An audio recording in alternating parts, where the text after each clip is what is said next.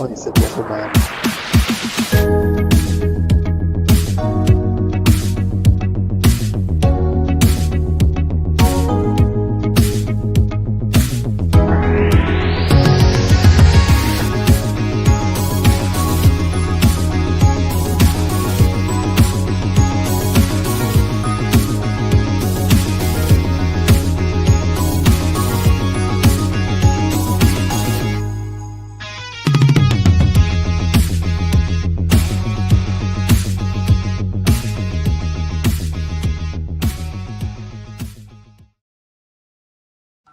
Good evening, everyone. What's going on? And welcome to tonight's recap here. We got Todd, myself, and we got a few others in the background here for the Event 1 recap. So we appreciate you guys jumping on and joining us tonight. We got a lot of good discussions I'm sure we're going to have with some of the anglers, getting to know them a little bit, asking some questions, breaking down event number 1. We're going to jump into event number 2, talking about Orange Lake, Lochloosa, and the history the FKBT has on those two bodies of water, and then how exciting that's going to be for our November event. And then we're also going to jump into and discuss a little bit about the Native No Limits Big Bass Power Hour tournament that's going to be going on in December. So there's going to be a lot to talk about and digest this evening. But again, yeah, we appreciate you guys for joining us. And again, these lives are more geared towards recognizing and really just, promoting the anglers that have excelled in our first tournament of the season and in every other tournament after.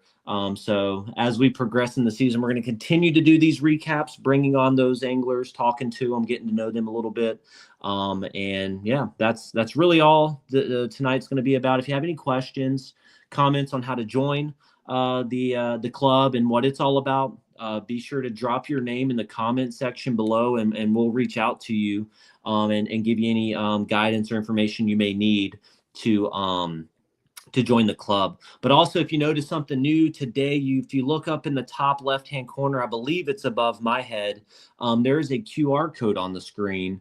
What that is, if you use your phone, pull your phone out and you scan that QR code, it should take you directly to the Tourney X page for our next event. So that is a QR code for you guys to scan and register for the upcoming event for Orange Lake.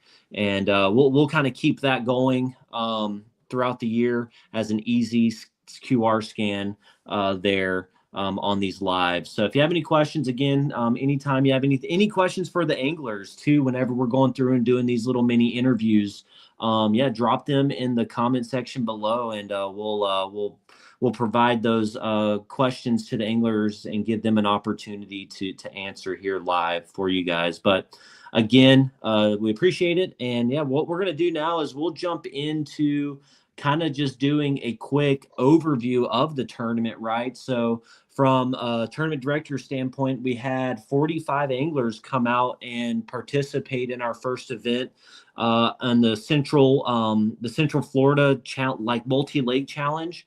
Again, that was our first time that we've done a multi-lake challenge to that, caliber. So we'd love to kind of hear your comments on and feedback on how you guys believe that went. We've never had an event on the Winter Haven chain. I've personally never even set my kayak in the water in any of those lakes. So I was kind of curious to see kind of, how you guys felt about it. I'm not sure if there's any other kayak chain that has went out there and competed either. So a lot of the lakes I didn't even, knew existed in Central Florida, but they held a lot of fish. I think over 200 fish were caught, and some good ones too, some good quality. So I was excited to see that. So drop some comments in there and tell us how you guys felt about the multi-lake challenge.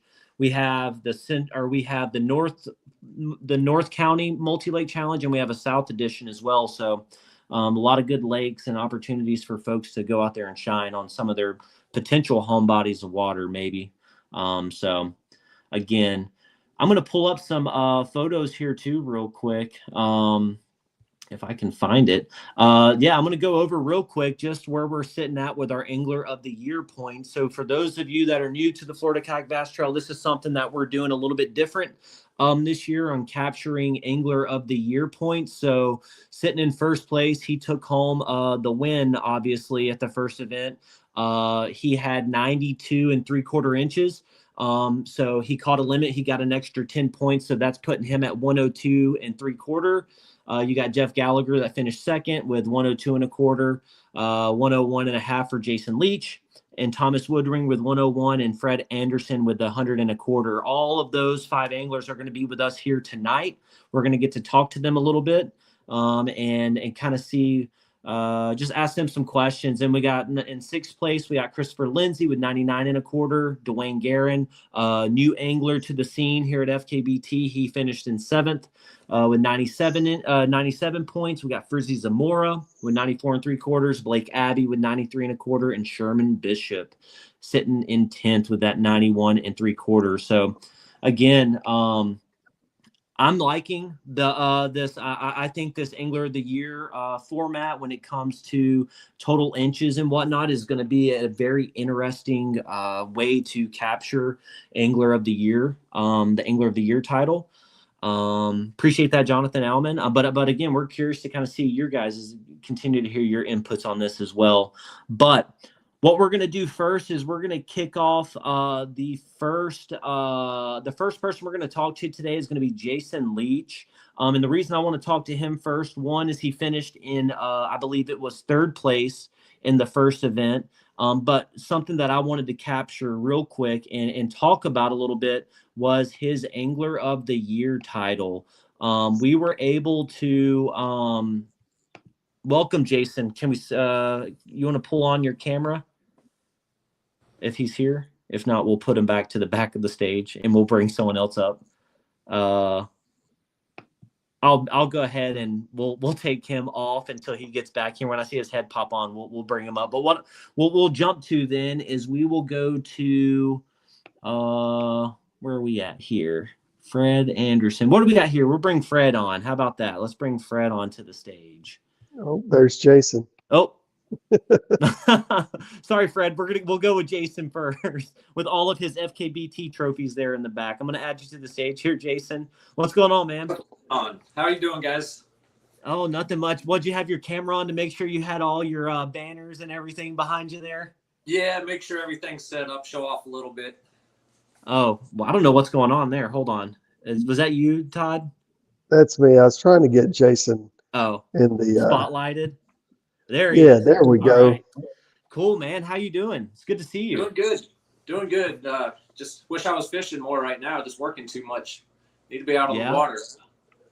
Yeah. Well, hey, man, I personally wanted to reach out and say congratulations again on the Angler of the Year title for our season last year. You started off this season with a top 3, right? So you got 3rd place, right, Jason? Yeah, 3rd place. 3rd place, and Fred Anderson got 2nd, and then, or no, not 2nd. Jason or Jeff Gallagher got 2nd, and okay. Just wanted to make sure I'm getting my story straight here. So, Jason, you've got a 3rd place, right? So you picked off right where you picked up right where you left off.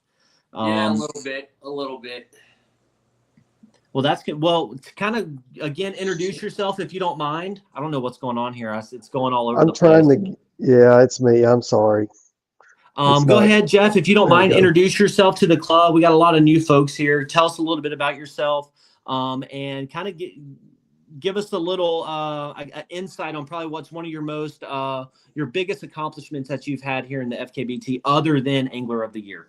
Go ahead. Oh, well, that's the Angler of the Year is definitely tops for sure. I mean, competing against all these guys. I mean, there's hammers out here in this club for sure. So yeah, winning Angler of the Year is definitely tops.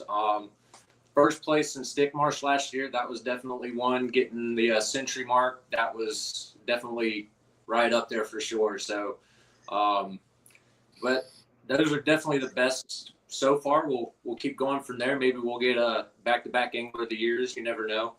Hey, it's a good possibility with the way that things are looking for you, starting off the season strong. So yeah, just the main thing is getting the limit every tournament. Getting the limit, that's the main thing.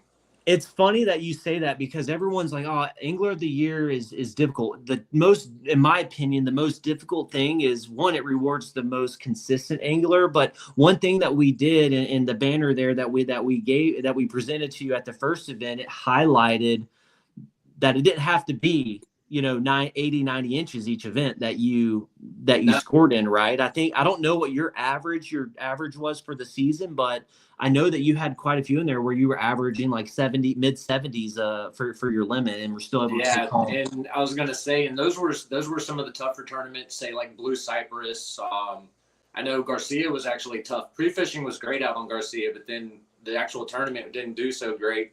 But those tournaments, I was still there in the top 10, which was fortunate to be able to right there in the top 10, which was fortunate to help me keep my Angler of the Year standing. So, But I'm Jason Leach.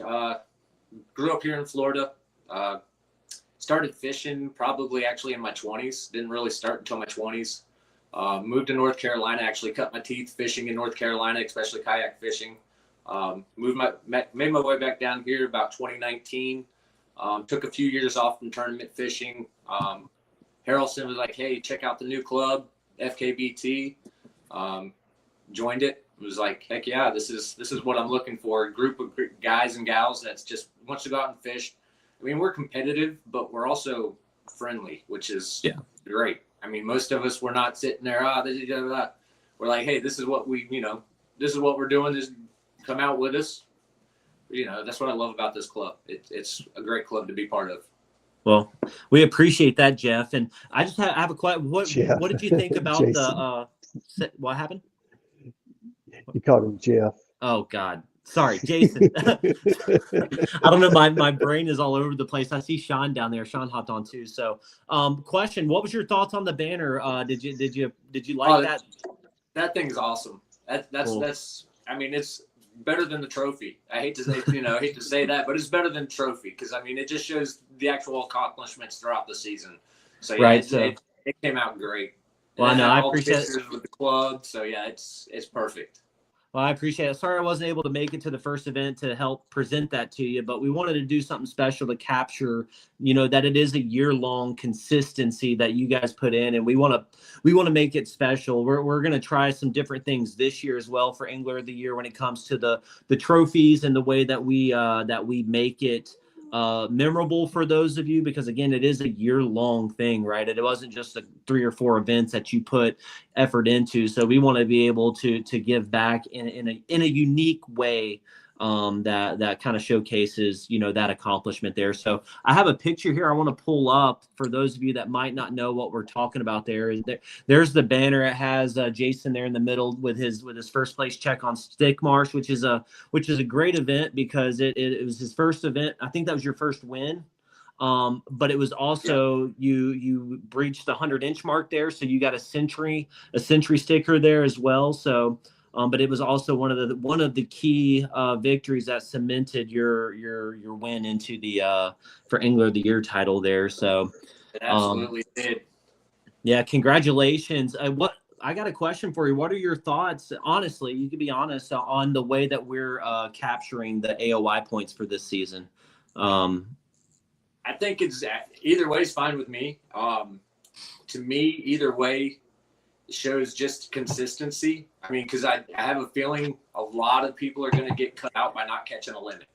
Yeah. I think it's going to hurt a lot of people not catching a limit. So going by total inches, I think a lot of people are going to actually be disappointed in the end. Yeah. It could definitely be a challenge. And the one thing that we noticed, or the one thing that I noticed is I'm data driven and why in making decisions based off of like results and things of that nature, and that really drove why we would do 5 fish limits over 10 fish limits on our championship, is because throughout the year it was hard for folks to catch a 5 fish limit in tournament hours, right? And making it to the championship, it's a challenge in itself to catch 5 over 20 fish in 2 days, right? But it was also giving anglers a chance to, be able to catch a limit and at least still have an opportunity to finish, somewhere. If they have a bad day, they can rebound with the way that Angler, sir. I can attest to that because, yeah, St. John's was tough the first day. I had one fish day one. I lost 2, but still that's 3 fish. And, yeah, that was technically my worst tournament of the year. Right. And with AOI counting towards the championship as well, that, it's never really there's still an opportunity, right? And the way that it's been the last 3 or 4 years, we've had 2 to 4 anglers that were still in the AOI running up into the championship, right? And that's generally how it's been, right? So even with the way that we're going now, it's probably going to be the same way. It's going to we're trying to see how it compares to how it's been done the last couple of years. So, the great thing about our club is that we're able to make minor changes in how we're calculating that to do what makes the most sense for the members, because we're not affiliated with any other major national trail or anything like that. It affords us the opportunity to be creative and try things. So, but feedback from you guys is kind of where we gear towards as well on some of the decisions that we make. Not all decisions, but most of them. So, but again, before we move on, what are some of the things that you're looking forward to the most this year? And if you could, what event are you looking forward to the most? Lake Placid. Lake Placid. Yeah. Is that on the south? That's on the south. That's the south multi-lake challenge. Yep. Gotcha. Yep. So, okay. Yeah. That's my home lake. I'm like literally 5 minutes away, so I fish it quite a bit. So yeah, I'm looking forward to that one. There's other good lakes here, so don't just think Lake Placid's the only one. And there's some hidden gems here in Lake Placid that nobody knows about. So yeah, if you guys are like I said, if you guys are interested, or I'm sure Jason, Chris Harrelson, Daryl Harrelson, all of those guys, any of you guys are in that south region, right, where we're going to be having that, reach out to some of those anglers and pick their ear on what are some of those lakes. If you haven't gotten a chance to go down and fish a lot of those waters, they're unique. They're nice. We've done Instapoga a few times. Todd, he has his first FKBT win on Instapoga there with over 100 inches. So there's some potentials for some big fish and big bags to be caught there, specifically in that multi-lake challenge on that south region. So I'm super excited about that one, but I'm also equally excited for the northern one too, right? That's going to be a unique event. So yeah, there's some nice lakes up there I want to check out. Sellers looks very interesting. So a few of those lakes up that way look very interesting to go check out. So yeah, absolutely.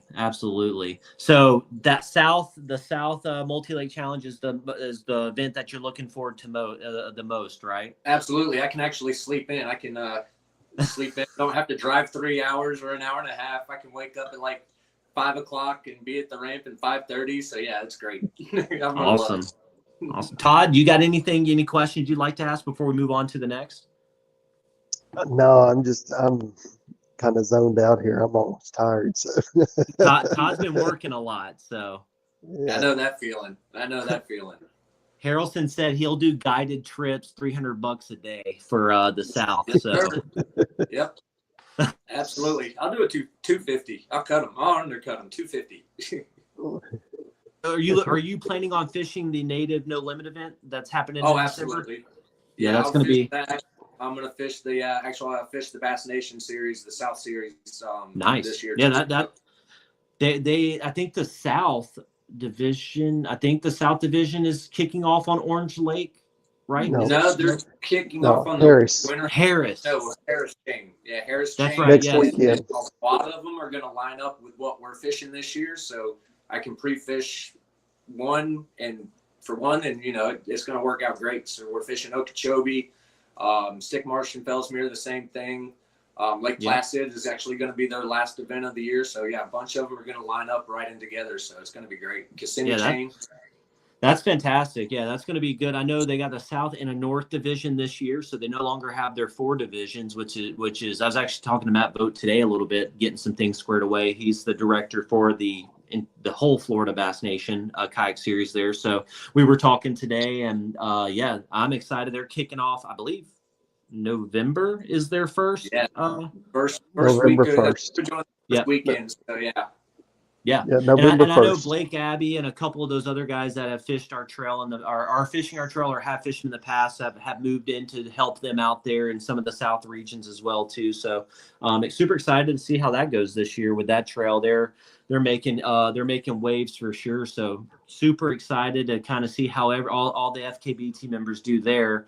And potentially, I know they just released the 2026 Bass Master Classic. They're the qualifiers for that, and I've seen quite a few names that either current members or previous club members that have qualified there for the 2026 Kayak Bassmaster Classic. So we'll post that list there and congratulate those guys a little bit later on. But Jason, man, I just wanted to bring you on here and say congratulations again on that Angler of the Year title. You know, Godspeed and hope, you know, you continue to put your head down and catch those limits and cash checks, you know, and I definitely not you're a familiar now face up at the top of the leaderboard there. So I'm hoping to, you know, hopefully you can cash in another AOY.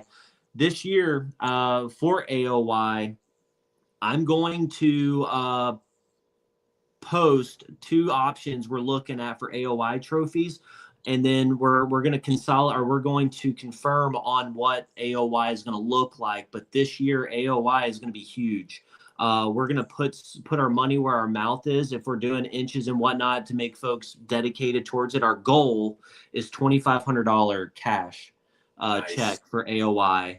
And a very exclusive, unique-ish trophy. I'm not going to release what it is yet, but we haven't ever done anything like this before, and I'm not going to post what it's going to look like or what our idea is just yet, because I don't know if it could be done or what that cost is to get it done. But whatever it is, we're going to make it very unique, and once it gets purchased, because we're going to purchase it ahead of time, we're going to post it out there so folks can kind of see and have something to fight towards. But I can promise you now, our goal is $2,500 cash and a pretty unique trophy, as well as the checks that we typically do each year. So it's definitely going to be something that you guys are going to want to fight for this year.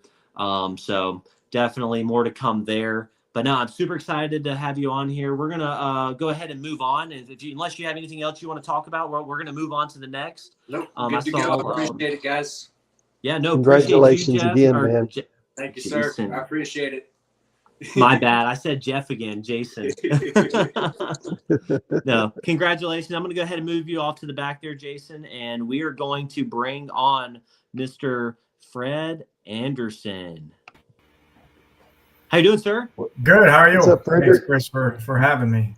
It's, No, I don't have the hardware. man. I don't have the hardware behind me that Jason or Jeff has. Hey, you will though. You will. Yeah. You have been. We actually, you know, Fred, we were actually talking about this the other day. You are we'll let you introduce yourself first, Fred. Introduce yourself. Tell us how you heard about the club. What has been the most important thing to you, and what kept you coming back to as a member? So. Yeah, no, for sure. Fred Anderson out of Winter Garden. So I started fishing probably about 5 years ago in a little sit-in kayak, and then COVID happened. I got some extra time, and I upgraded my kayak. I probably still fish out of one of the smallest ones, and then when I came across the previous trail, I'm naturally very competitive in sports. I'm like, wait a minute, you can actually compete in this thing too. So from there on, I was completely hooked. And then when you guys took over the trail or started this trail, it was very, very well ran. Nice lakes got me the opportunity to go elsewhere, right? You know, normally when we start out, we go 20 minutes from our house, whatever that may be. And I'm like, wow, my wife's like, you're driving 2 hours to catch a fish? I'm like, yeah, it's pretty cool. There's some cool dudes out there.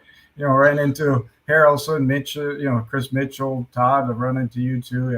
Everyone's offering advice. No one's, they're not giving away spots, but they're giving advice. And I've learned a lot throughout the years for sure. So that's what just don't ever take my advice. Just don't ever Wow. take my advice. Maybe that's the advice. Do the opposite. Right?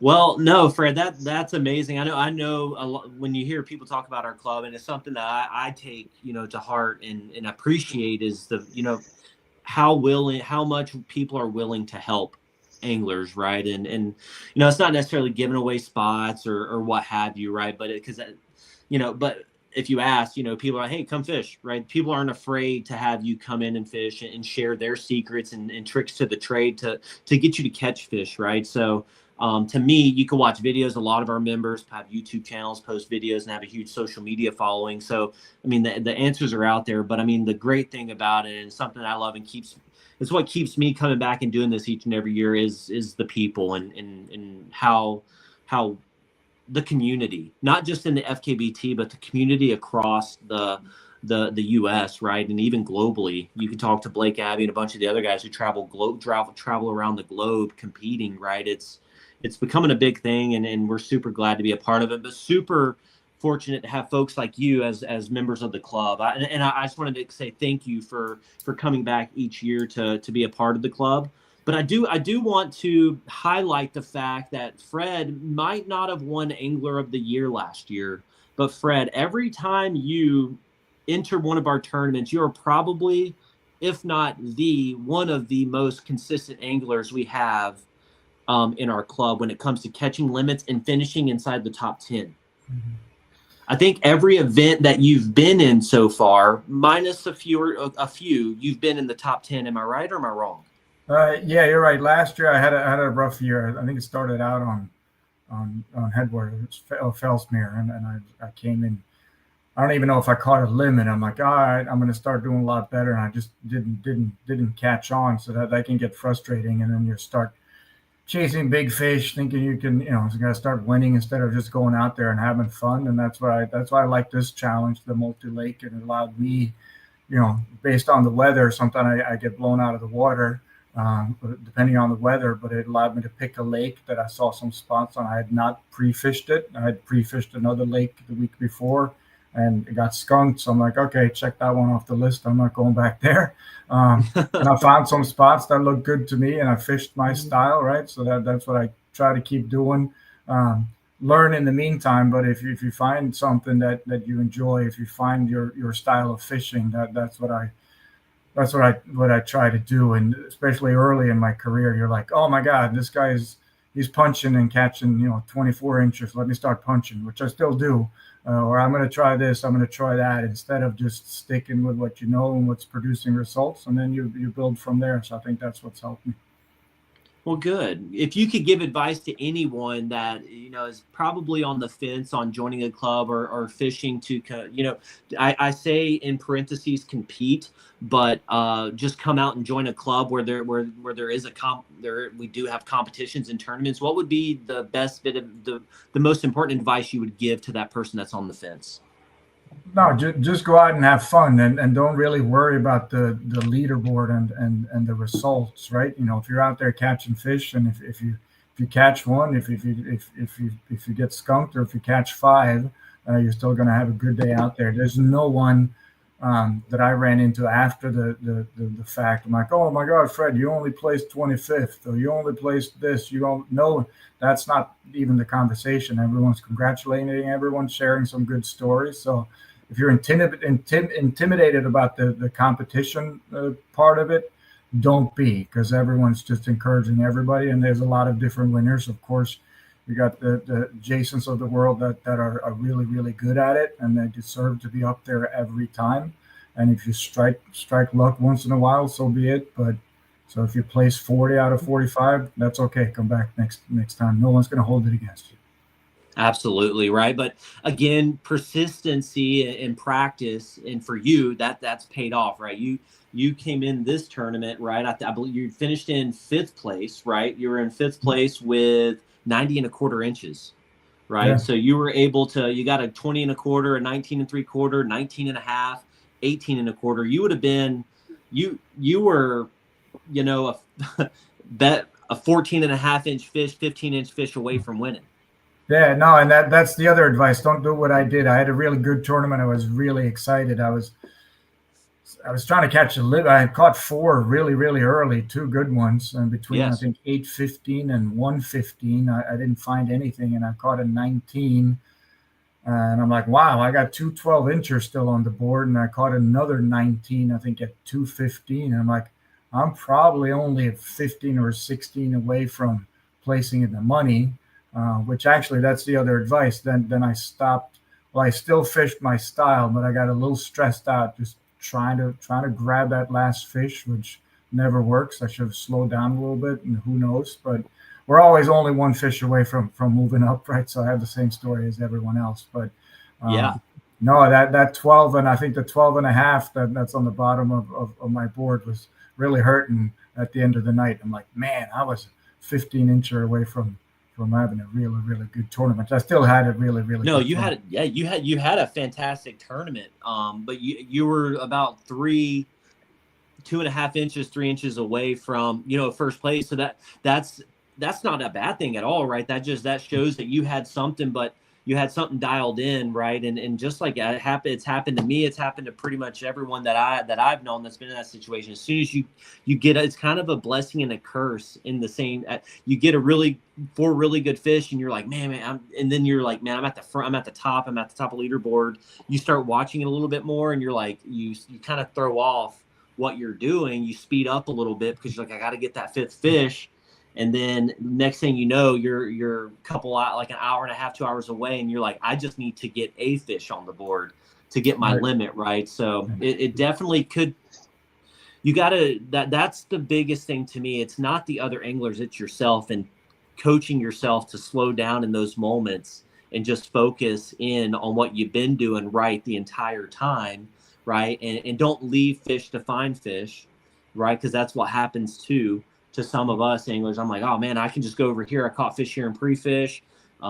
Maybe someone else hit that spot earlier in the morning and caught it, right? So there's so many factors that go into this. But how important to you is it being able to pre-fish, set a game plan, and follow through with that? Is that something you struggle with, or is that something that you're able to to do? I've gotten better with it. Unfortunately, maybe in this case, I didn't get to pre-fish this lake. I've had plenty of tournaments where I pre-fished 4, 5, 6, 7 times at the same lake, and you go into it saying, you know what, this is going to be my day, and then you end up catching 3. Meanwhile, pre-fishing went great. So I do plan a lot, even if it's just looking at maps. I do know what areas I like to fish and what style I like to fish. So that is really helping me. I did between that 8:15 and 1:15. I did chase around a little bit. I changed lakes. There was a canal in between.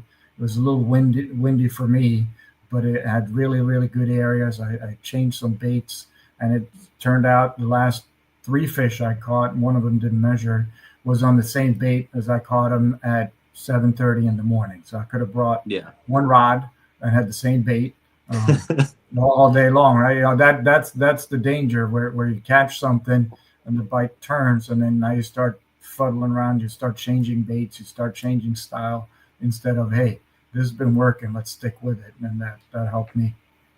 What's your favorite bait? What's your go-to bait here in Florida to fish? Well, it depends on this one. I June bug mag speedworm is what I caught all my 7 fish, whatever I caught. I was punching a little bit, which I do love. I think I at least had a strike. That's the only other strike I had on different baits. But it's either that or just actually gambler swim bait, where it tends me to helps me find the fish, and then I slow down. But yeah, speedworm, thanks to probably Chris Mitchell. I saw him at the ramp, and he's like, "Really?" Like, I told him, "That's your deal, man. I've been learning from you."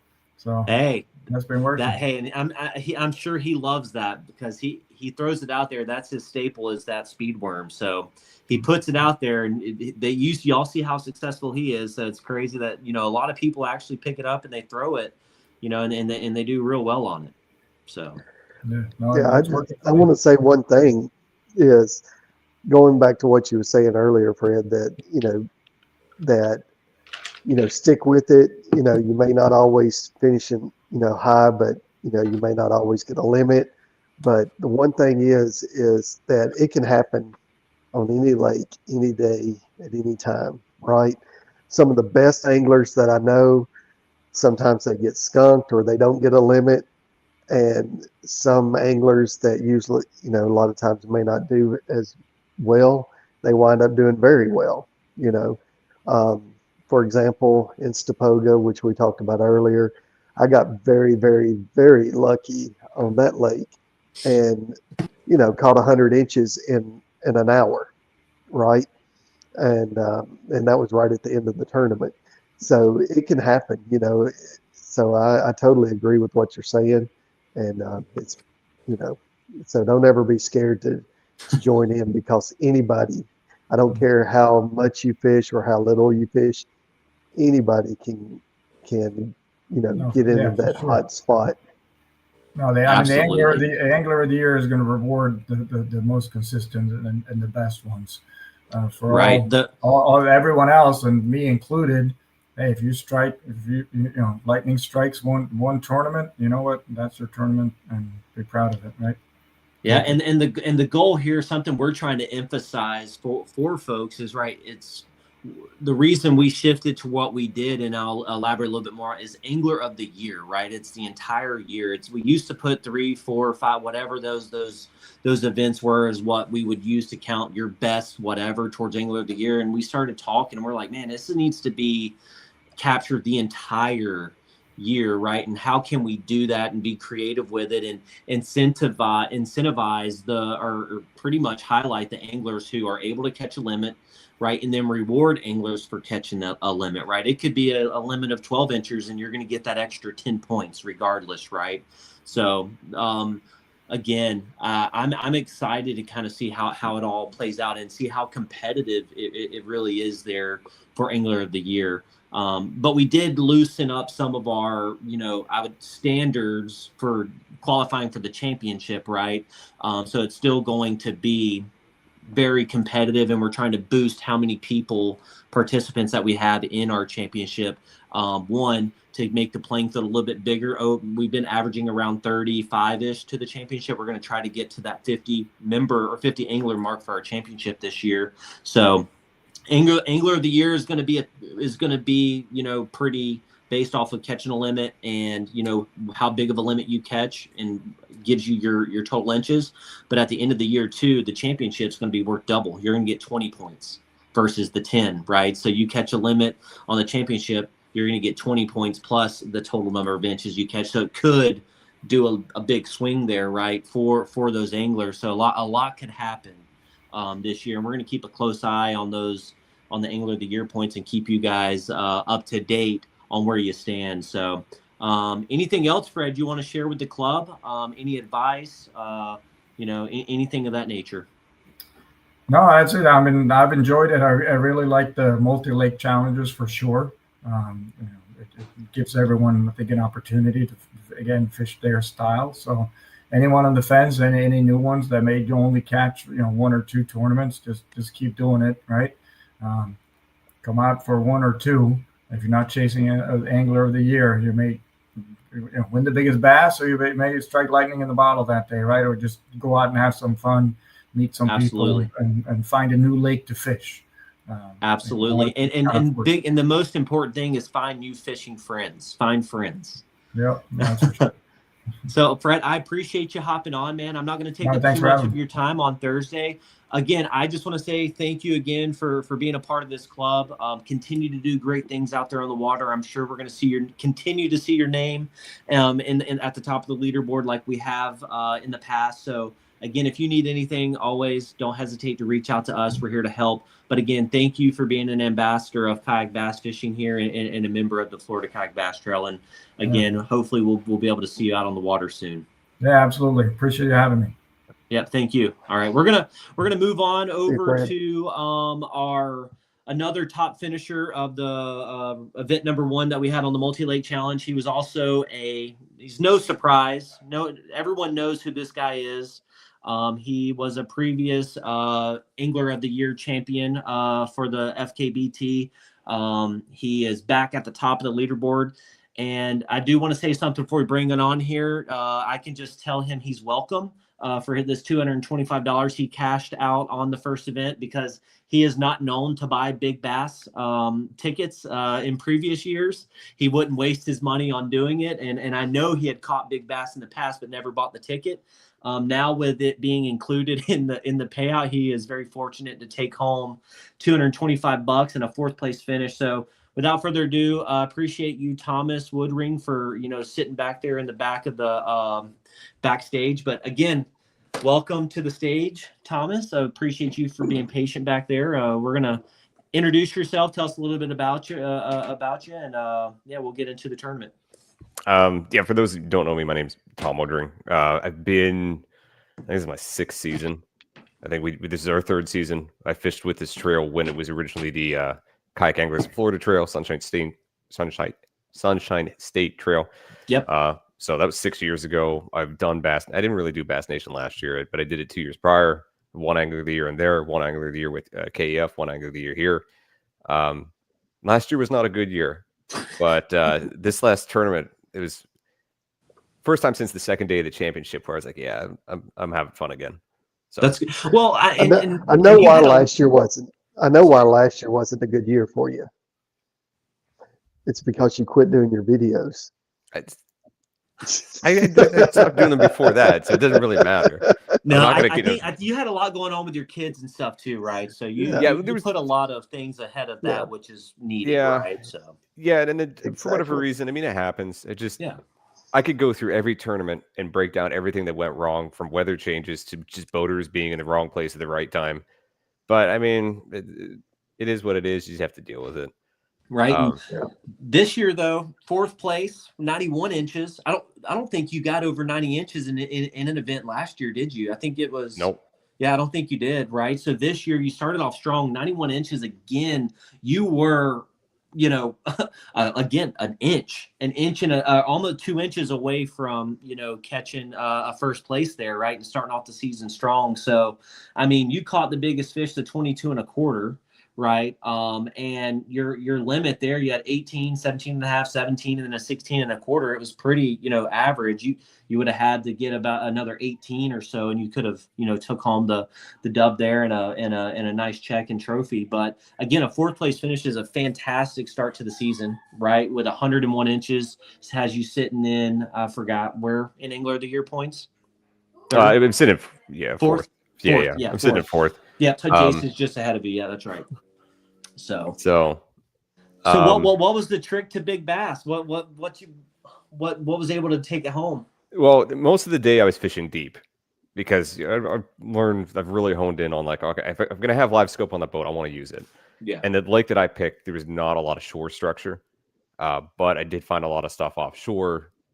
I found, I think, a total of 4 sunken boats, one crate or a cinder block pile, 3 or 4 brush piles, and just a lot of bait. So my plan was to sit offshore because I knew there were big schools of bass pushing the bait. My 18 came out of a school, and there was a school of probably 20 fish, all about the same size. Oh wow! But I could not I couldn't hold spot because I was getting pounded with 2-foot rockers, and I was getting blown off. So it was really hard because you have to chase them. So big bass, I ended up going to this flat where I knew they were chasing bait up into the flat and out. So they're just zooming across it. And I got into a section that I'd wanted to fish earlier in the day, but somebody else was there. So I'm like, that's fine. They can do that. I'm going to go do my thing. And I just happened to be, they weren't there. And I was like, I want to get out of this wind. So I went over to get out of the wind, and first cast, probably 1.5 feet of water. She smoked it. And when I set the hook, I was like, oh crap, here we go. This is a big fish. So I had to fight her out of some weeds and stuff, but I got her, and I was like, this is the one I've been looking for, up shallow. Okay. That's not what I was planning on fishing. I just wanted a break from the wind. So when I got her on the board, I was like, all right. And this is the first time, I think, since the second day of the championship where I was just having fun. I think Tourney X shows 9 fish on the board. Yeah. 4 calls.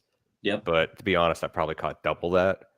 Bunch of little guys. Tried to get Little Debbie. I tried twice. I tried. We're going to talk about that.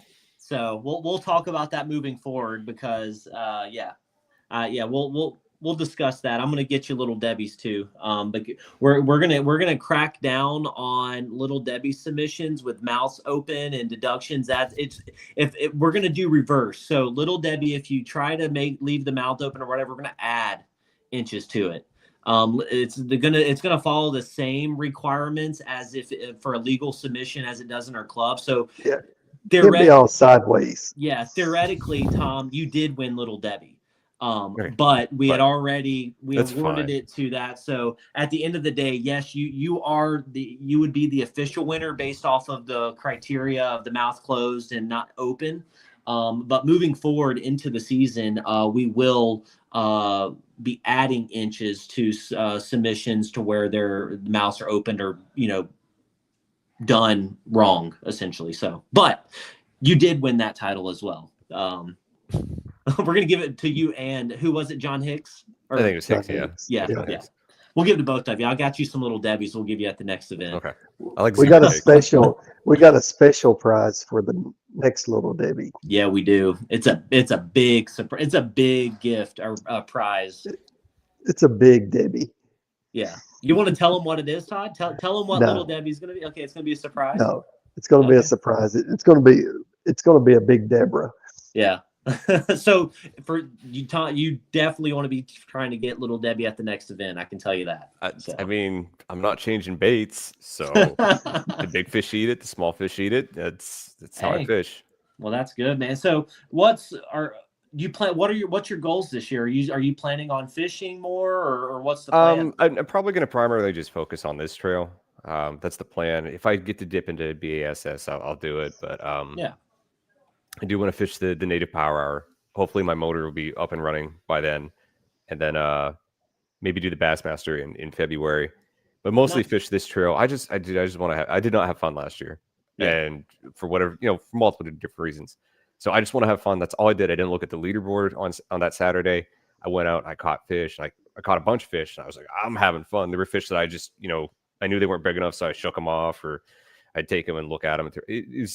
I had fun. And I was not having fun last year when I was forcing myself to compete. So that's the focus this year. Is just if it happens, whatever happens, I just want to go out, catch fish, and have fun. Well, and that should be the goal, man. Like, a lot of us get lost in it, and you're taking the right approach. And family obviously will come first. You got some kids that are doing a lot of things right now, right? Too. So we hope that you're able to get out there and compete. You're a heck of an angler. You're even better ambassador for the sport. A lot of people, if they don't know you, they will. Just for the type of person that you are, and from getting to meet you and talk with you and spend some time with you and fish with you.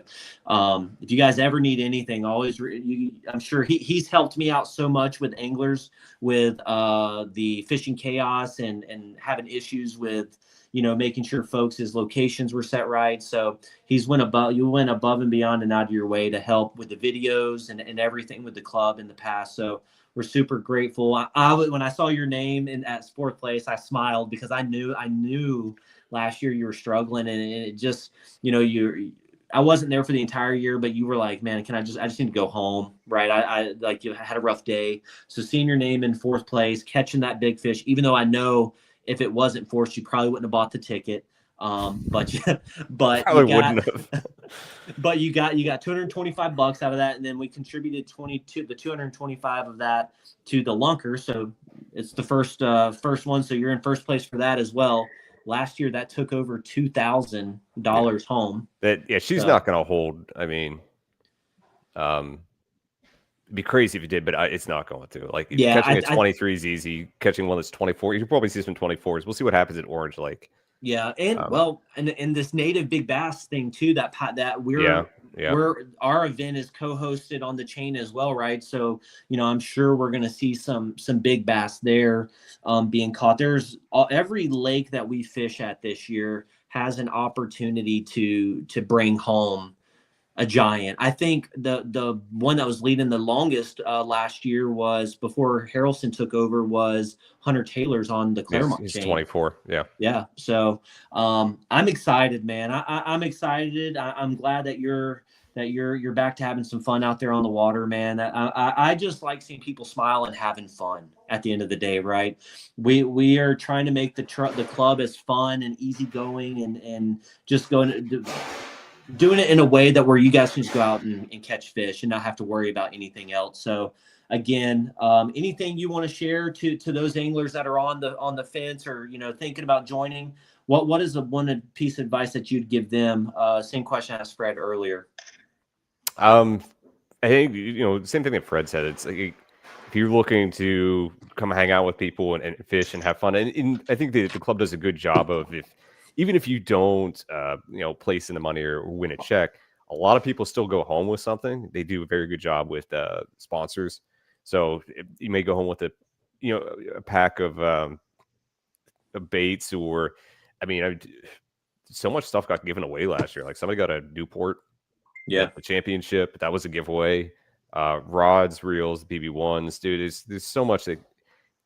If you just show up to the award ceremony, people will be BSing about fish, and we're competitive. I'm very competitive. I'm extremely competitive, but there's no toxicity there. Let's put it that way. It's a lot of like, oh man, I could have got you if this, or we're friends. Yeah, well, I remember winning Angler of the Year for the first time, and it came down to the last tournament, and the deciding factor was big bass, which I had big bass over Harrelson. And I remember walking up to him and he was like, "Hey man, why you gotta make me sweat so much?"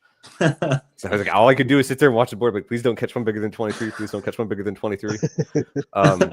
So it's like, it's good jarring back and forth like that. It's friendly, it's competitive, but it's very friendly. And I think overall the group is pretty solid. So if you're looking for a good solid group, this is it.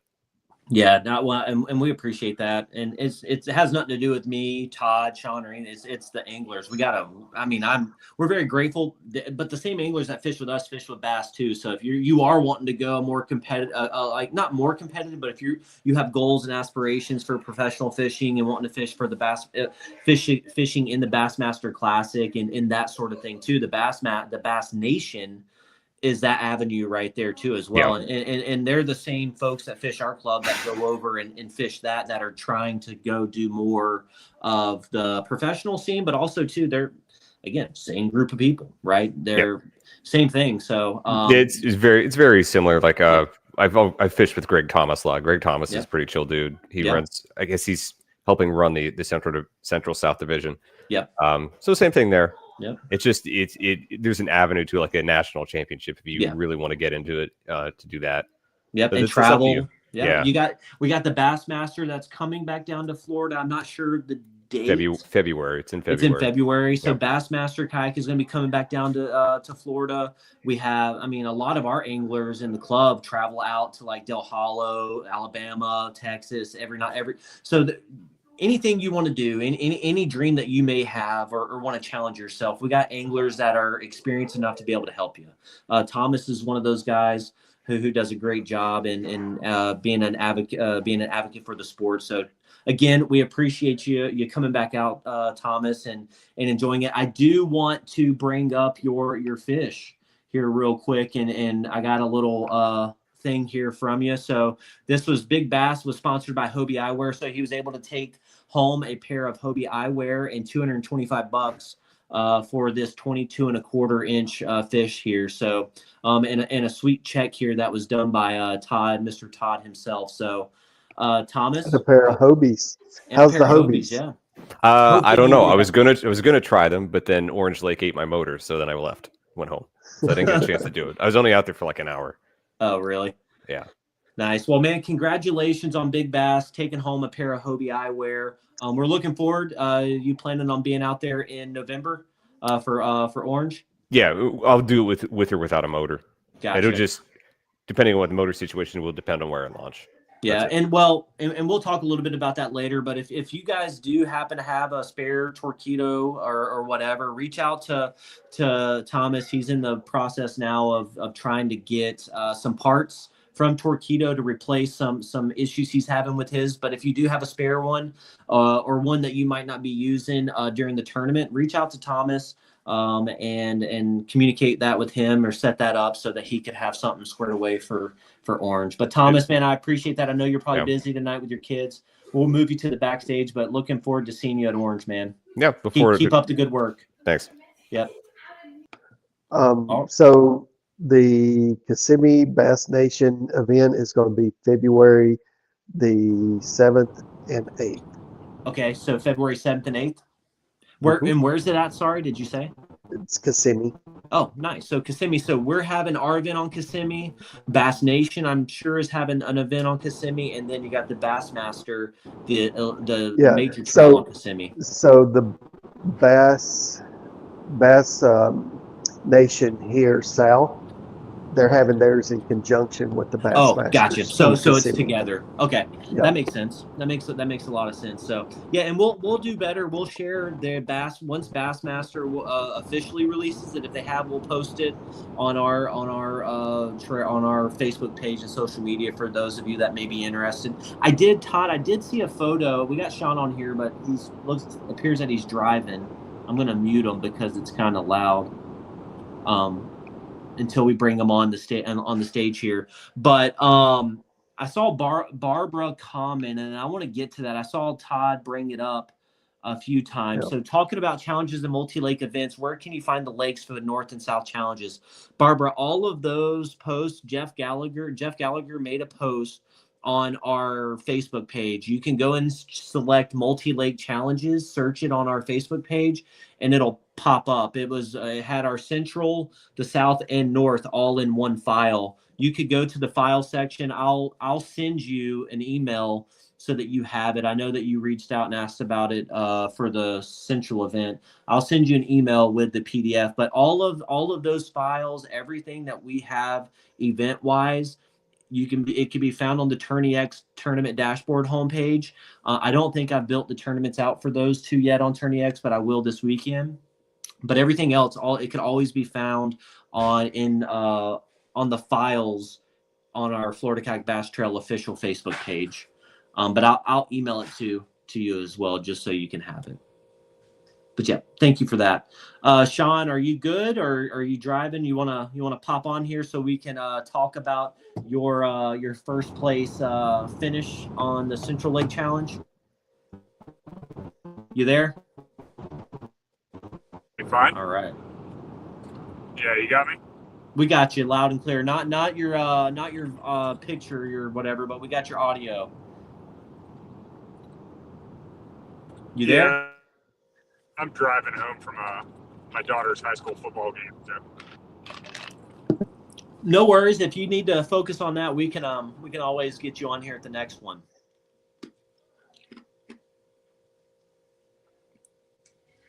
Yeah, I think that's what. What we'll do, Sean, is we're just going to move you over, or we'll move on to the next one and bring you on and have you and Jeff talk first and second place at the next event. Yeah, he's driving home. Safety first there. So what we'll do, again, we appreciate all the anglers that came on. We want to highlight and showcase the great things that our anglers are doing. So we're really going to focus. My goal now that I'm not able to be down there competing and doing things in person, we got Todd, Jeff, Sean, and Chris Clutter that are in, and David that are helping run those things in person. I really want to take time on these virtual lives, if you want to call it, and really highlight and express my gratitude to everyone that's out there supporting our club and being a part of what we're trying to do in the kayak bass fishing community. And that's to really just promote the sport in any way that we can. And with that, we couldn't do that without you guys. So Jeff Gallagher. He's one of our other tournament directors. He's the one that kind of helped put on. He really introduced these multi-lake challenges to us and said, hey, based off feedback and conversations that he's had with a lot of the anglers last year, from that feedback, he's like, hey, they want to do multi-lake challenges. We hooked up and collaborated with the Kayak Adventure Series, which was kind of introduced the concept to all of us. And we saw how unique it was with the Ocala Palooza event last year.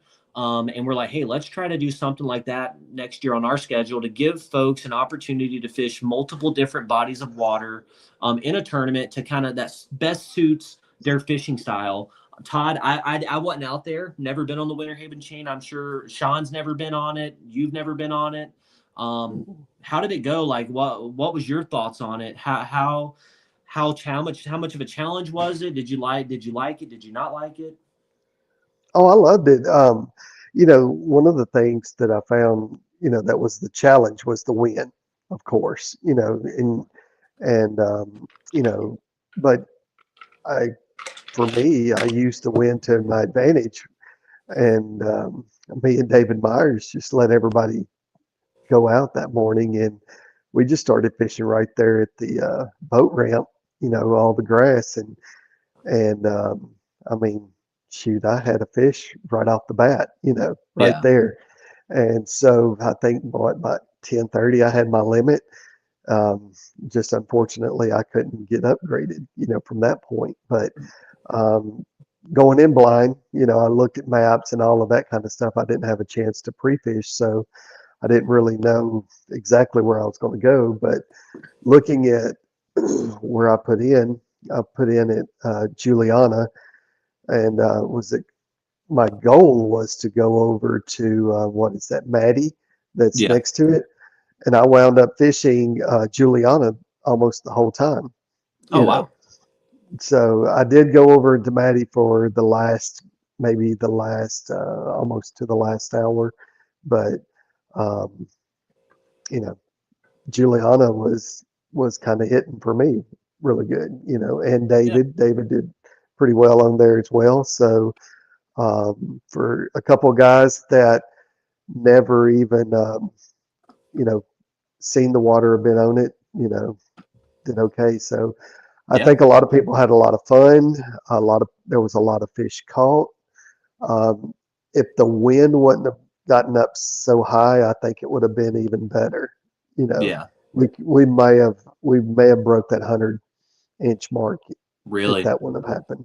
Yeah, You I'm know, I'm I'm excited. I haven't really dived into the Winter Haven chain. Didn't really, I kind of stayed hands off with with the lakes because I have no knowledge of it. I was like, well, it's a Winter Haven, it's the Winter Haven chain. I've heard about it. I did a little bit of research, from it, and seeing if it was even something, from a tournament director standpoint, if it could host, that as large of a kayak trail as we have. We have 45 anglers go out there and show up, right? And the biggest concern I have is safety from a boat standpoint, from a launching standpoint, what have you, right? So I'm glad I didn't hear any big complaint, any major gripes or concerns about the launches, any of that, right? So again, the big thing there is just communicate with us, let us know, what we could have done better in that regards, what we can, so we can prepare for the future to make sure what we're doing isn't putting you guys in any sort of harm. But what I do have here is we have Sean. He says he's good.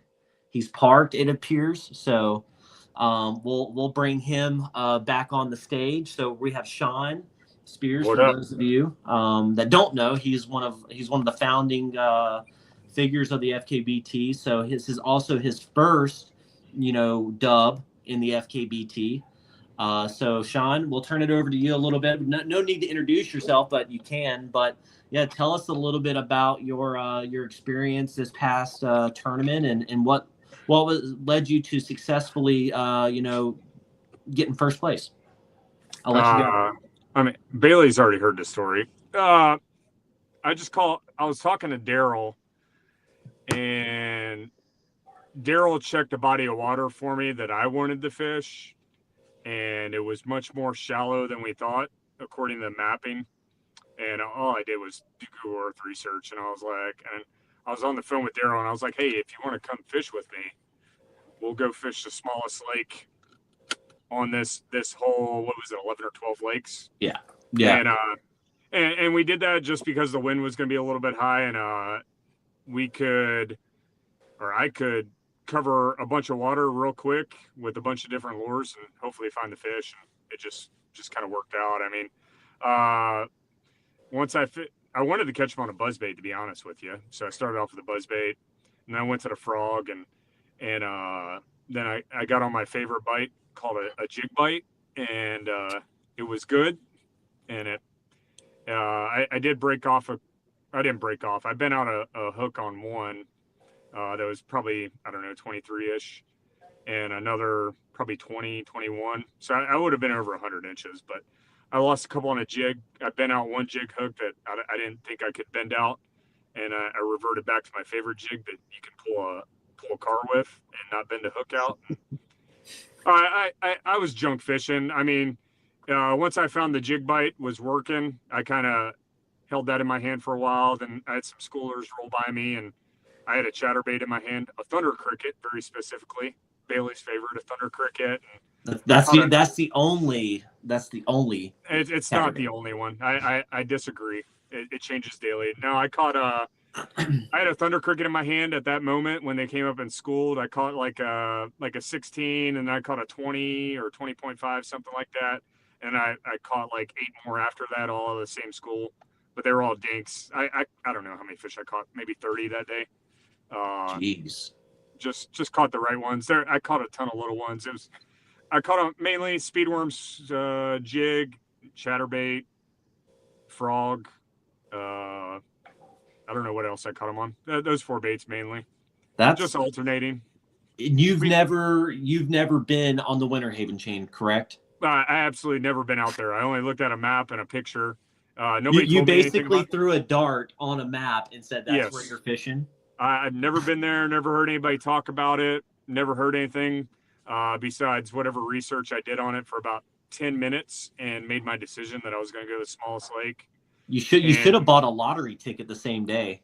Well, I was gonna. My whole plan was I can make it around a full circle around that lake in probably an hour throwing one bait. And I was just gonna make circles, one bait at a time.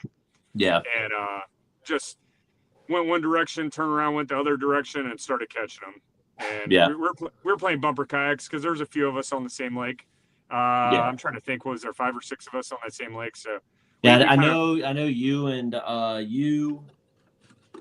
Harrelson, Jeff, Evan, and Doug Wilson was out all out there. And Alan Reed was out there also. Alan Reed was out there. Alan. Yeah, I mean, it was, that really, I mean, I think the key was like when I started getting a lot of bites, didn't really I don't think I caught a keeper that stayed in my best 5 on a speed worm, but I caught a ton of fish doing it. And it's literally, if they didn't bite on the fall, I was retrieving it back in and casting it back out. And it wasn't wind blowing into or away from, it was blowing across any grass points, whether it was Kissimmee grass, pads, reeds, whatever grass was out there. It had to form a point, and if the grass was blown across it, I just threw it out in front. And if it, like I said, I let it fall on a slack line. If it didn't get bit, I pulled it right back in and made another cast. And it was just I don't know, it'd be 3 or 4 casts in a row, you get a bite, catch 3 or 4 of them, then move on to the next grass point, fish it with a jig, then fish it with a speed worm, then fish it with a chatterbait, and move on. And that was kind of my rotation. I throw a frog in there to keep them honest, and a buzzbait. Really? Buzzbait's been my favorite. Buzzbait and a jig has produced fish for me in the last couple months in North Carolina. Different type of jig than what I was throwing in Florida, but yeah. But, and for those of you that don't know, Sean, he actually lives in North Carolina, and he travels down to Florida for each event, 8 hours one way. So he don't get a chance to pre-fish. I think all your pre-fishing is done via Google Earth or whatever you want to call it, right? So yeah, or just he literally just wings it every single time, which is, he finally, what have you been 3 years? I think this is your first. Yeah, last year was kind of trash for me, but the year before that, I had a bunch of 4th place finishes. The year before that, I've put myself in position to win quite a few times. It just hasn't happened. I've lost fish. I lost fish in this past event that probably would have made that lead a whole lot bigger. I mean, I watched, I'm pretty sure Daryl would have been over 100 inches if he would have connected on a few. Like, I find myself a lot of times, don't get me wrong, like I heard you guys talking earlier, like I go out and I zero a lot. Like I fish in North Carolina, not exactly the easiest place to fish at times. Yeah. But when it's right, it's right. It's just all about capitalizing. You gotta cover a lot of water. I mean, it could have been polar opposite. But yeah, I caught them the way I like to catch them, on a jig. And good. I'm a jig junkie, so. Well, you took home. I'm going to pull up the media here real quick. I'm trying to do better about, capturing, the anglers and kind of posting it on our social media here. So I'll be doing this for each event. We got Sean Spears there with 92 and a quarter or 3/4, 92 and a quarter with Jeff Gallagher. He's busy man working, saving the world. And then we got Jason Leach there with 91 and a half. So you took home around, what was it, just over $1,000 for first place? It was like 1,012 or something like that. $1,000, a pair of cross kicks. Yep. So a pair of cross kicks. I just put in that order. I sent in the email, so I've been checking that to try to see. So yeah, if you guys take home a dub, a first place finish, Big Bass goes home with a pair of Hobie eyewear. First place will go home with a pair of cross kicks.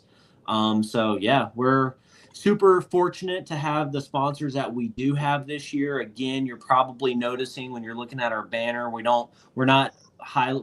it's much less than it has been in the future, but we're really just narrowing it down to those sponsors that have been there, and are companies that we support and support us. So I'm super thankful for them. For coming back on board with us this year and providing those cross kicks and championship prize pack to our winner, to our angler, our champion this year too. So, Sean, I know you got your family with you. Congratulations on first place. We'll let you get back on the road and get the kids home.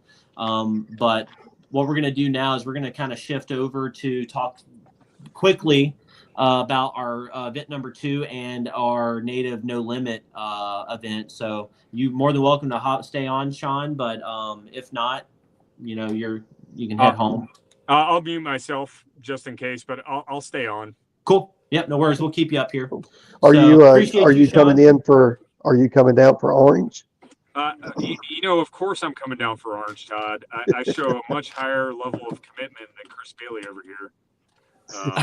Hasn't came down for a single event since he moved to Canada, and I've only missed like 3 tournaments since I moved to North Carolina. So I think we all should shame Bailey on his lack of commitment right now. His virtual commitment game is strong. I'm running the back end, guys. So he hasn't won a weekend trash talking trail event since he's left for Canada. He continues to lose a smallmouth. He's had to shave his mustache. So now I'm done talking. Wait, but we're going on with that, with him running the back end. Bailey, you did a great job judging all the fish, for our opener. I don't guess there was any hitches or hiccups or anything with Tourney X, so that went well. Yeah. So congratulations on doing such a good job and everything going so smooth there. Yeah, for real, in all seriousness, like Bailey's sucking up a lot of the load. I help him out to the side. I try and tell Bailey to let me do things, but he refuses to let me do some of the things. So he does put in some work. So yeah, David said, "I'll defend Bailey." What did he say? Yeah. So we try to be as quick and on the spot as possible when it comes to the judging side. And yeah, you got,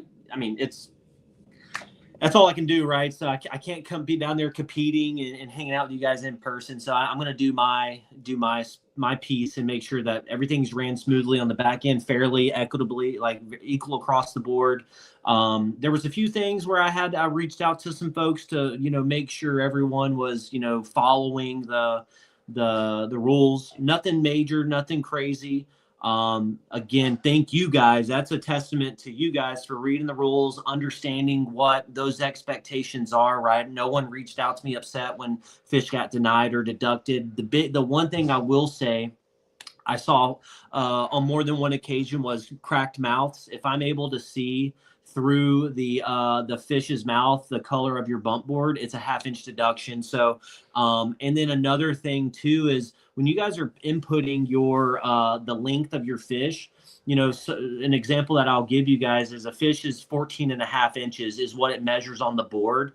Folks are putting them in as 14 1/4 or 14. So you're shorting yourself 1/4 or a 1/2 inch, right? So be very, very particular on whenever you guys go in and take a photo of your fish, that you zoom in on the tail, make sure that you get the right length, but then also zoom into the mouth. And if you can see any sort of color in between the fish's mouth, just automatically assume that's going to be a 1/2 inch deduction for a cracked mouth. And if it's completely open, it's going to be disqualified. The fish is going to be disqualified.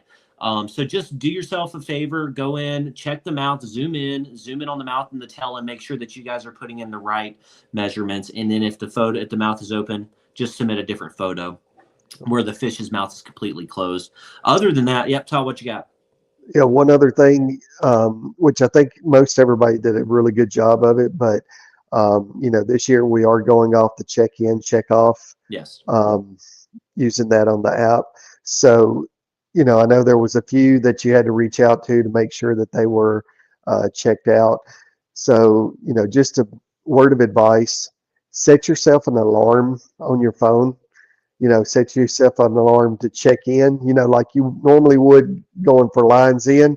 Just set one for, check in, and then set one for check off. Or, when you pull up to the ramp there to start to get out of the water, you just go right on your phone and check off right there. Absolutely. And get in the habit of doing that. And, you do it a few times, it becomes a habit, right? So, absolutely. That same thing with the life jacket.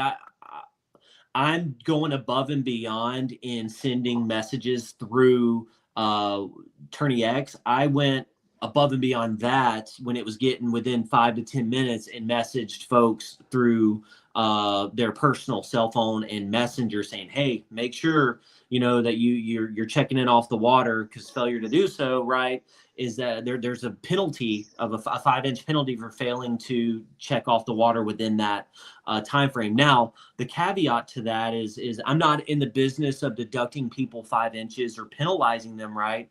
But I am going to hold that standard and make sure that it's equal across the board, and when it comes to the leniency side of it. But if you can have an angler, if you say you forget to sign out or sign back in after the tournament, if you can have an angler vouch, right, the tournament director or someone vouch that you were off the water, we're going to honor that, just making sure that you're checked off the water, you're back on land at that 3:30 deadline. If someone can vouch for you, then we'll honor that. I'm not, like I said, I'm not in the business of deducting people 5 inches for coming out and participating in these events, just for, getting that habit though, like Todd was saying, so that we're not going to have to deal with it. And I don't have to reach out to, 5-6 anglers with a minutes to spare to make sure that they're off the water and not stuck. Because again, the main reason we're doing this is not as an opportunity to penalize people, but it's safety, making sure that our anglers are safe and off the water, feet are on dry land. Because if I can't get a hold of an angler because their phone's on silent, they're not checked off, no one's seen them, that's going to initiate us to contact the authorities to start trying to figure out where this member is, right? Because safety, we are not going to leave that body of water until everyone is off that body of water. So if we got to send another angler out there to pull you in, then that's something that we're going to have to do. But again, it's purely just for your safety as a member participating in our event. We care for each one of you, and we want to make sure that where you started is on dry land, that both feet are on dry land whenever you're finishing our tournament. So nothing crazy was reported to me happening. So if something does happen, just continue to communicate with me. Let me know what's going on, what I can do to help, so I can get in contact with the local tournament directors to make sure that you are well taken care of. But again, that kind of wrapped up our event number 1. I'm going to jump very briefly into event number 2, which is on Orange Lake, which is going to be November. What date is that again? I'm sorry, November 7th, I believe. 7th. So November 7th. I'm going to go in here. So again, before that, if you guys are interested and haven't signed up, it's November 8th. November 8th. Yeah. I'm terrible. I'm sorry. I'm pulling it up right now. November 8th, correct. So up here in the top left-hand corner, you'll see this QR code. You can scan it here. and it'll take you directly to the Tourney X tournament page for that event. You will have to be logged in to register, so log into your Tourney X account, scan that after you scan that QR code, and get signed up for the Orange Lake event. It'll be a great opportunity for you guys to go out there and catch some really good fish. So with that, all tournament details are the same. I'm not really going to dive too much into the lines in, lines out, whatever. But the mandatory captains meeting for this is going to be on November 6th at 7 p.m. Eastern Standard Time. So you're going to tune in back here. We're going to go over the mandatory captains meeting for that. Once you log in and register for the on Tourney X, Sean has already placed the boundaries and eligible launches and all of that on our Florida Kayak Bass Trail official Facebook page, as well as it is in the Tourney X tournament dashboard. Underneath boundaries, you'll see the link. You can pull that up and it will show you Orange Lake is in play, as well as Lochloosa. You're going to be able to launch from in Lochloosa. There's a park there at the southeast end that you can launch from, and I believe, correct me if I'm wrong, there's 2 or 3 launches in Orange Lake that are going to be eligible launches as well, with our award ceremony being held at the Marjorie Keenan Rawlings boat ramp, where it's been at every single year. It's the main boat ramp, central east side of the lake. Address and everything for that is already on Tourney X as well. So if you have any questions on what's eligible, what's not, it's outlined within that boundaries link that Sean posted. But feel free to reach out to him or Jeff Gallagher, Todd, myself, with any questions that you may have regarding the Orange Lake event on November 8th. Next order of business I do want to talk about. I don't see anything in the comment section there. But I will say that you've probably seen some communications and posts between myself and Vinny, who is the tournament director for the Native No Limits. That is coming to Florida on December 6th. We are having an event on the same day. It's the Kissimmee event. It's the same eligible bodies of water. The one thing I want to stress here with this event is we are following all of the rules and regulations that the Native Limits No Limits tournament trail has in place. So if you're fishing the Native No Limits as well as the FKBT, you will have to follow all of their rules. So when it comes to motors, number of motors, they only allow 1. So you're only going to be able to have 1 motor during that tournament. So just make sure that you are spun up and understand what that looks like for December 6th. If you have any questions, we do plan on having Vinny coming on board on one of these lives to field any questions that you have in regards to that.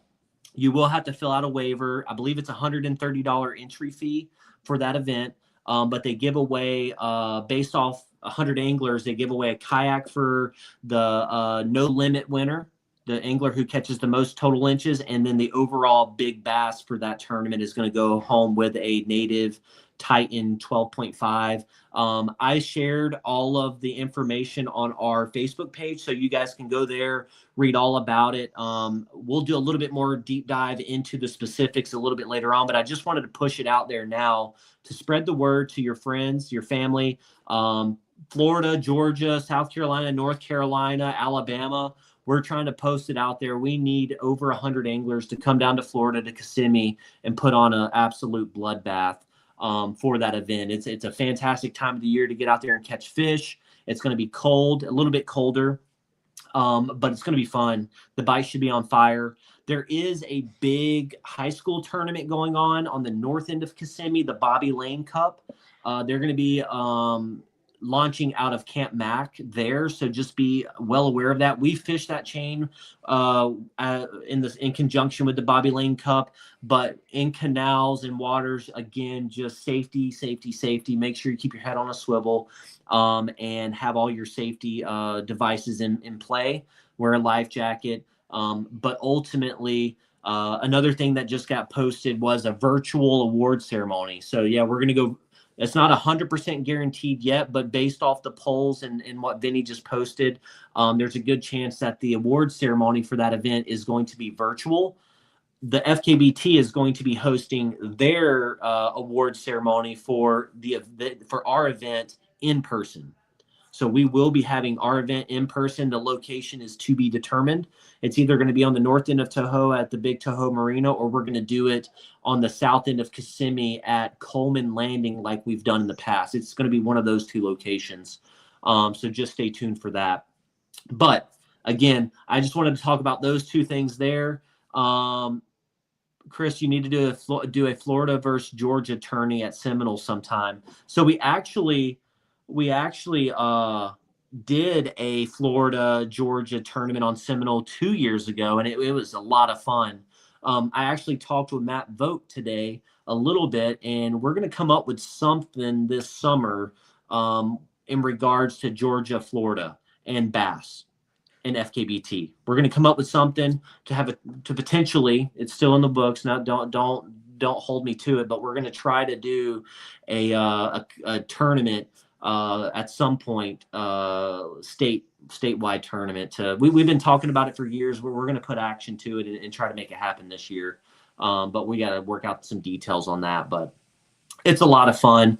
We had one scheduled for last year, but it got canceled because there was like a 360 boat tournament that was scheduled to go out on Seminole the same weekend we were trying to do it. So we just canceled it, and we didn't put it back on this schedule this year. But we'll look at something and try to make something happen there. But appreciate Justin Spees. He's new here as well. I believe he's up in the northwestern part of Florida, if I'm not mistaken. But appreciate you, Justin, for being here and supporting the club this year as well. So, but yeah, Todd, man, that's it. That's a good hour, almost hour and a half of your time. We appreciate. Oh, he's from Lakeland. Never mind. I got it all mixed up. Sorry, that's where I was from, Justin. Central Florida. Okay. Sorry, I got you mixed up with another angler. But again, that wraps up this live. Again, we just wanted to highlight those top finishers there. We're going to continue to do that for the remainder of the season and really put our focus in on our members and growing them. So again, come prepared with questions. Come here to celebrate them, because when you're in the top 5, you're going to be celebrated, and we want, and that's what this club's all about. Looking forward to Orange Lake. Looking forward to the remainder of the season. I think we're sitting at 57 members, total members, with 45 members competing in the event. That is a phenomenal percentage of members to participation. That's what we want to see. At the end of the day, is the people who are signed up to fish our event signed up to be members of our club are actively participating in our events, and we're looking forward to seeing the participation stay. Our goal is over 40 anglers an event. Again, why? We have goals, right? We have aspirations. We like to see it grow. So we're challenging ourselves to keep it to where, we're hosting events on bodies of water where people want to come and fish. And I think by, the lakes we choose is inherently going to keep anglers, engaged and wanting to come out there and compete month after month. So Todd, I appreciate everything you're doing. If you're interested in some FKBT apparel, shirts, hoodies, hats, I'll let Todd talk about that here for a minute. Oh, speaking of, with that, I went ahead and got some shirts and stuff. I'm gonna make up some t-shirts and some hoodies and a few different things. And then if anybody wants anything special, just let me know. But I'm gonna have some at the Orange Lake event. I'm trying to do some where we can, just some regular t-shirts. If somebody just wants a regular, cotton t-shirt, what I'm trying to do is have it pretty reasonable. So we're looking at maybe $12 on something like that. Yeah. It's pretty inexpensive, but I do have some performance hoodies. I'm going to have a couple of those there. Some regular, hoodies. And then if anybody wants, a particular type, hit me up, let me know, and we'll get you fixed up. Right. So Todd, do you need cash or can they do PayPal or Zelle at the tournaments for those products? We can do cash, we can do credit card, we can do PayPal. Okay. At the tournament, so there, if they purchase it tournament. okay, yeah. perfect. Yeah. So you guys heard it there, man. Get your swag, get your FKBT swag. I know it's getting cold. I know I woke up this morning, it was 22 degrees here and icy. So I'm going to start getting some snow here this weekend, we believe. So I'm on that winter crest. My kayak's about to be put up, and all my fishing stuff is going to be stored for the winter. So not looking forward to that. I've never been in a location where I can't fish year round. So probably going to go stir crazy when it comes to this. So y'all be patient, man. Keep me engaged. I'm looking forward to these things. I'm going to try to be creative on how we're doing some of this stuff, getting some folks to come on and talk. I'm going to reach out to some folks to kind of hold some Q&As with some folks outside of the club, bringing in some anglers that compete nationwide to share some of their goals, aspirations, some tips, some techniques, and things of that nature to kind of spread some knowledge across the club. So again, we're trying to keep doing what we're doing here, but make things better each day as we go through each day. So if you have any inputs, always reach out to me. I'm here to provide, or I'm here to listen. I'm here to make things better for you guys. So here's one thing that we can do, Bailey. I've got a friend that's part of the club that has plenty of storage that we could store your kayak down here. And every event you could just fly in. We can work that out. We can work that out. I'm a part of the. Actually, I don't know if I can really say it. I'm not getting paid right now, so the flying piece. I don't know how that's going to work. We're still trying to work through those kinks. So once I can get my paycheck figured out, I might need to start fishing so I could try to win some money to pay my bills. This is free, all right? I volunteer my time to do this, so I got to go out there and win. I need to do something, or I can create a GoFundMe and you guys can pitch in. Yeah, I can. I'm gonna get some ice fishing stuff taken care of and try to purchase so I can get out there and do some ice fishing while I'm up here. But I do not like the cold. David Myers, he does have a shed. So, but He's got several. At that hour and a half, Todd. I'm gonna end it here. Yes. We're gonna come back. We're not gonna do every Thursday. Our next live is gonna be the Orange Lake mandatory captains meeting. If something comes up and we have to go live and discuss some things, there's a possibility for next week. But we're trying to stagger it to where we're not bombarding your guys' time. So again, we're not gonna do it the recap the Thursday after the tournament. We're going to kind of do it the week after to give you guys some time and space some things out because we know this trail is here, and then we got the bass that's kicking off, and a lot of things are going to start happening. So we're not going to go every Thursday, but we'll space it out to where it makes the most sense. But if we do have to change it up, we will. But until now, our next live is going to be November 6th, correct? At 7 p.m. Eastern Standard Time for the Orange Lake Captains meeting. So if you plan on pre-fishing, make sure you get out there and do some pre-fishing for Orange Lake. Be safe. Remember to always wear your life jacket when you're out on the water. Fishing in general, from a kayak, from a boat, always practice safety and wearing that life jacket. But until then, tight lines, be safe, and we'll see you guys on November 6th.